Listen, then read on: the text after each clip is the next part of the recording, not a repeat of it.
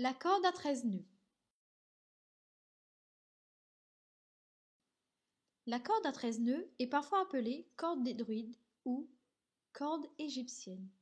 Il s'agit tout simplement d'une corde où l'on a effectué 13 nœuds consécutifs situés à des intervalles réguliers. Cette corde, qui était déjà utilisée par les Égyptiens 4000 ans avant Jésus-Christ, est un des outils des bâtisseurs du Moyen Âge. La corde à 13 nœuds est utilisée par exemple pour faire des calculs simples, tracer des figures géométriques et vérifier la perpendicularité des constructions pour les pyramides et les cathédrales. Nous allons d'abord vous montrer comment se faisaient les calculs simples avec cette corde. Alors, pour faire 3 plus 2 avec cette corde, qu'est-ce qu'on va faire? On va tout d'abord prendre 3 intervalles.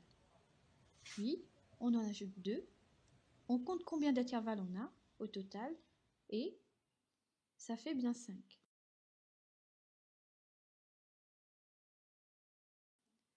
Passons maintenant à la soustraction. Nous allons faire 5 moins 4. Pour cela, on prend 5 intervalles, on enlève 4 et on compte combien il en reste. Il en reste bien 1.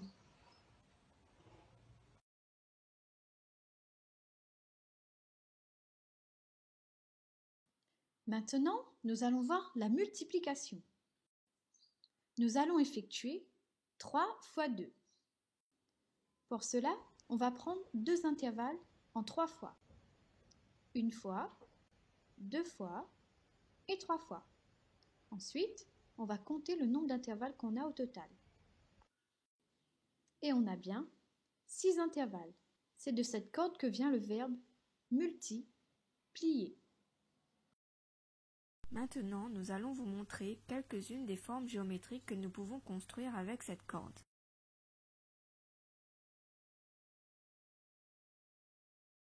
Tout d'abord, avec la corde à 13 nœuds, donc 12 intervalles, nous pouvons construire un rectangle.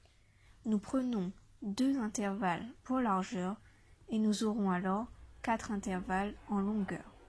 Nous ne l'avons pas représenté ici, mais la construction d'un autre rectangle est possible avec cette corde.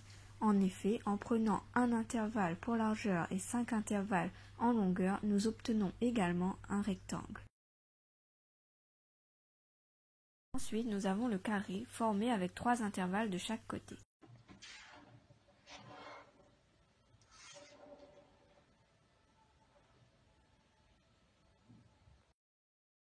La construction de triangle est aussi possible avec cette corde. Tout d'abord, le triangle isocèle. Nous prenons 2 intervalles pour un côté et 5 intervalles pour les 2 autres côtés de même longueur.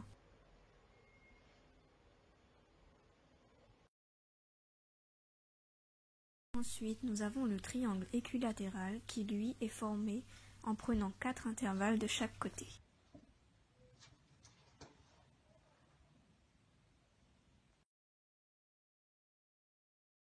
Enfin, la dernière figure géométrique que nous allons vous présenter est le triangle rectangle.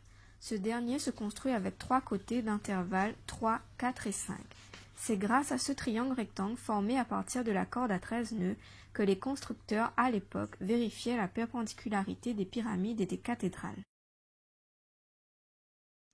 On peut modéliser une corde à 13 nœuds sur un logiciel de géométrie dynamique tel que GeoGebra. Pour ce faire, on utilise l'outil point pour réaliser le début de la corde qu'on met ici en rouge.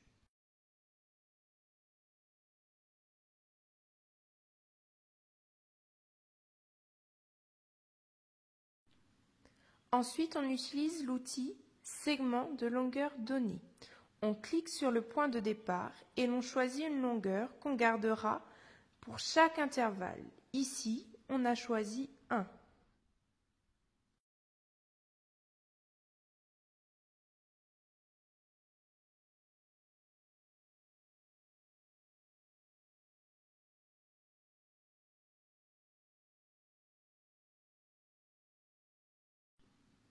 On poursuit ainsi jusqu'à avoir créé 13 points pour les 13 nœuds et 12 segments correspondant aux 12 intervalles.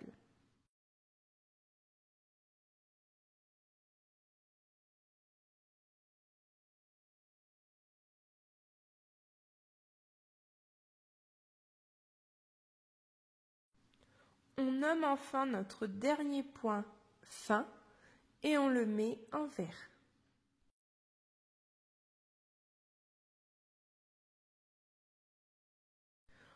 Grâce à la modélisation de la corde à 13 nœuds, on peut ensuite vérifier la construction des 5 figures géométriques vues précédemment.